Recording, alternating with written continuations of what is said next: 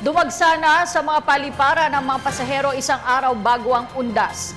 At kasabay ng exodus ng mga bibiyahe ay tiniyak ng airport authorities ang kaayusan sa mga terminal. Ang ulat mula kay Haji Caaminio. Todos Los Santos, dumagsa sa Ninoy Aquino International Airport Terminals 2 at 3 ang mga pasaherong uuwi sa kani-kanilang mga probinsya.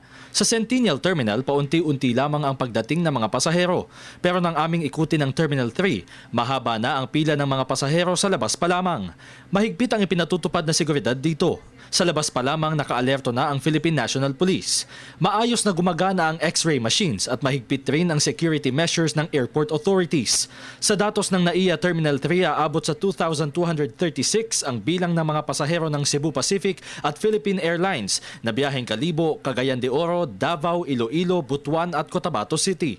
Karamihan sa mga naabutan naming pasahero, itinaon talaga sa bisperas ang pag-uwi para makasama ang pamilya.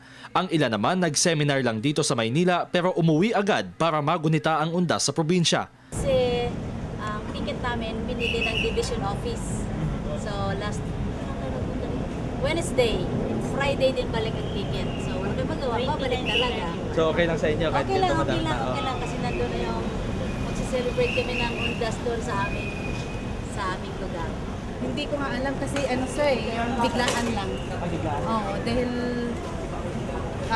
ano kami ng amo ko, hindi maganda yung ano namin. So, umuwi ako. Nasiman ako.